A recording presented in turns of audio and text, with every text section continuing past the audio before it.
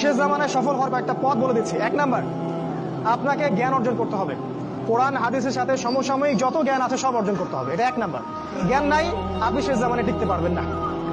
যাদের কাছে এই জ্ঞান ছিল তারা কিন্তু মহামারীর আগেই প্রস্তুতি নিয়েছিল। আমি অনেক ওস্তাদকে চিনি, বাংলাদেশের আলেম, তারা এই 2020 সালের আগে হজ করে ফেলছে। তারা আগেই বুঝতে পারছে 20 সালে কিছু একটা হবে, 20 সালে পৃথিবীতে কিছু একটা হবে, তারা আগেই বুঝতে পারছে। কারণ শেষ জামানার পড়াশোনা করেছেন তারা, কার পর কি হতে যাচ্ছে এটা তারা বুঝতে পারছেন, অনুমান করতে পারছেন। তাই জ্ঞান ছাড়া আপনি শেষ জামানায় টিকতে পারবেন না ভাই। জ্ঞান অর্জন করুন, 1 নাম্বার। 2 নাম্বার, জ্ঞান অনুযায়ী আমল করেন। যতটুকু জেনেছেন আমল করেন। কালকের জন্য অপেক্ষা করবেন না, আজকেই নামাজ শুরু করে দেন। দেনা পাওনা থাকলে আজকেই মিটিয়ে দেন। আজকেই পরিবারের সবাইকে ডেকে ওয়াজ করেন, নসিহত করেন যে দেখো সামনের দিনগুলো ভয়ঙ্কর, আমাদের জীবনকে গোছাতে হবে। যা করেছি তওবা করে আল্লাহর কাছে ফিরে আসেন। আল্লাহ পাক গফুরুর রহিম, আপনি তওবা করে এইমাত্র চলে আসেন, আল্লাহ মাফ করে দিবেন ইনশাআল্লাহ। আপনাকে আল্লাহ পাক পরীক্ষা করবেন আপনি সত্যিকারে তওবা করেছেন কিনা।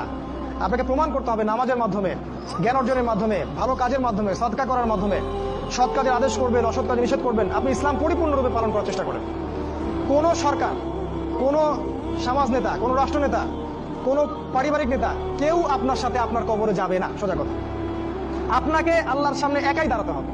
কারো পরোয়া করে লাভ নাই, কোনো অজুহাত দিয়েও লাভ নাই। দেশটা ভালো না, বিশ্বটা ভালো না, সমাজটা ভালো না, সময় ভালো না, এগুলো বলে কোনো লাভ নাই। আমাকে আমার রবের সামনে দাঁড়াতে হবে। আমার ভালো আমাকে বুঝতে হবে। আমার ভালো, বাজারে গেলে একটা মাছ ভালো না খারাপ আপনি তো বোঝেন, তরকারি ভালো না খারাপ বোঝেন। দিনের ব্যাপারে বুঝতে চান না কেন? দিনের ব্যাপারে খালি হুজুরদের শরণাপন্ন কেন হচ্ছে? পড়াশোনা করেন, আমল করেন, আমল বাড়িয়ে দেন। দিন সময় নষ্ট করবেন না। যুবকদেরকে স্পেশালি বলবো, সময় নষ্ট করবেন না। শয়তান 3টা ধোঁকা দিবে যে পরে শিখে নিব, পরে করবো নি। শয়তান আসে বুঝাবে যে এখন কি আর বয়স হয়েছে, আগে পরে দেখা যাবে। শয়তান বুঝাবে আমি এগুলো জানি তো, আর জানার দরকার নাই। এগুলো শয়তান বোঝাবে আপনাকে। এই শয়তানের ধোঁকায় পড়বেন না। সময়কে মূল্যায়ন করেন, আমল করা শুরু করেন। আল্লাহর ওয়াস্তে তওবা করে আল্লাহর দিকে ফিরে আসেন। আল্লাহ পাক তৌফিক দান করুন, আল্লাহুম্মা আমিন। 3 নাম্বার, সৎ কাজের আদেশ করেন, অসৎ কাজে নিষেধ করেন। পরিবার থেকে শুরু করেন। আপনি ব্যক্তিটা গড়ে তোলেন, পরিবারটাকে ইসলামিক পরিবারে গড়ে তোলেন। আপনার ছেলে, আপনার মেয়ে, আপনার স্ত্রী, আপনার সন্তান, আপনার বোন, আপনার মা, সবার ব্যাপারে মনিটরিং করেন, চোখে চোখে রাখেন। আপনি জানেন না আপনার ছেলেটা অনেক আগেই জেনাকারী হয়ে গেছে, আপনি টের পান নাই। ছেলের হাতে স্মার্টফোন তুলে দিচ্ছেন, ছেলে গোপনে গোপনে 10টা প্রেম করে, আপনি জানেন না। ও দুধ খায় না এখন, মনে করছেন যে ও দুধ খায়, ও অনেক ম্যাচিউরড হয়ে গেছে। আপনার মেয়েকে দেখে মনে হয় খুব পর্দা করে, দেখেন ভিতরে ভিতরে কোনো ছেলের সাথে সম্পর্ক তৈরি করে ফেলছে। অনেক ঘটনা ঘটে যায়, আমরা সরল মনে অনেক কিছু করি। আপনার ওয়াইফকে দেখেন, আপনি যখন বাসায় থাকেন না, কি করে না করে মনিটরিং করেন। টিভি বন্ধ করে দেন, সিরিয়াল টিরিয়াল বন্ধ করেন। এমন কারোর সাথে মিশতে দিবেন না যে আপনার ছেলেকে, আপনার মেয়েকে, আপনার বোনকে, আপনার মাকে বিপথে নিয়ে যাবে। কঠোর হন পরিবারের উপরে, কারণ আপনাকে আল্লাহ পাক আপনার পরিবার সম্পর্কে জিজ্ঞাসাবাদ করবেন, অবশ্যই জিজ্ঞাসা করবেন।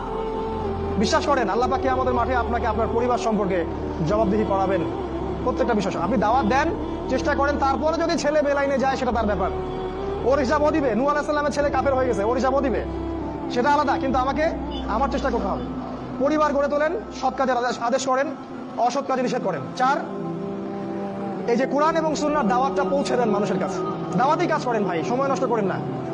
আপনি যে দল করেন বা যে সংগঠন করেন বা যে মাযহাব, যে তরিকায় থাকেন, আমার তাতে কোনো আপত্তি নাই, কিন্তু কোরআন সুন্নাহর দাওয়াতটা মানুষের কাছে প্রচার করেন। মূল বিষয়ে কোনো পার্থক্য নাই। এই দাওয়াত দেওয়ার সময় সাম্প্রদায়িক হবেন না। সবাই আমার দলে আসো, আমার দলে ফর্ম পূরণ করো, না হলে দাওয়াত হচ্ছে না, এমন দাওয়াতের দরকার।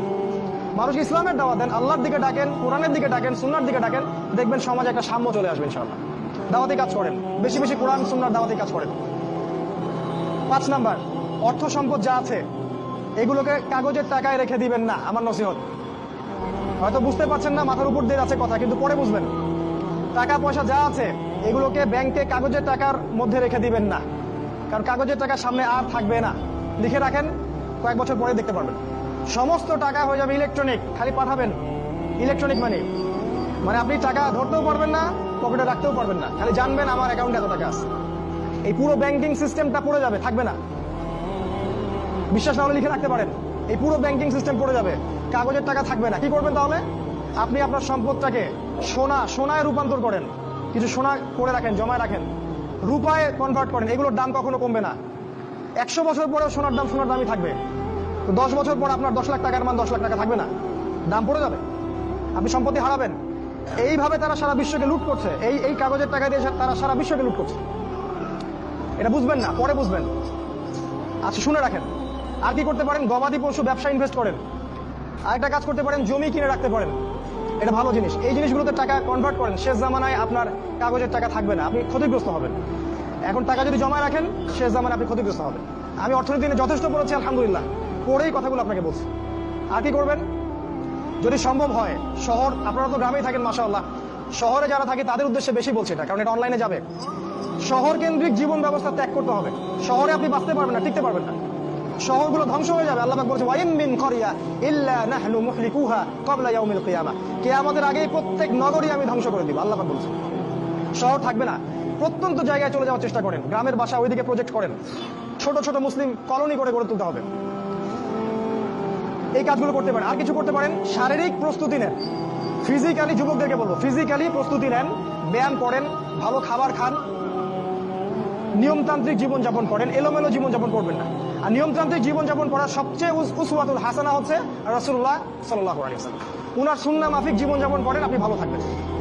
কারণ সামনের দিনগুলোতে আরো ফিতনা বাড়বে এবং আমাদের এই যুব সমাজের এবং তার পরবর্তী প্রজন্মের শারীরিক অবস্থাকে নষ্ট করে দেওয়ার জন্য অগণিত খাবার বাজারে ছেড়ে দেওয়া হয়েছে, যেগুলোর মধ্য দিয়ে অসুস্থ হয়ে যাবে।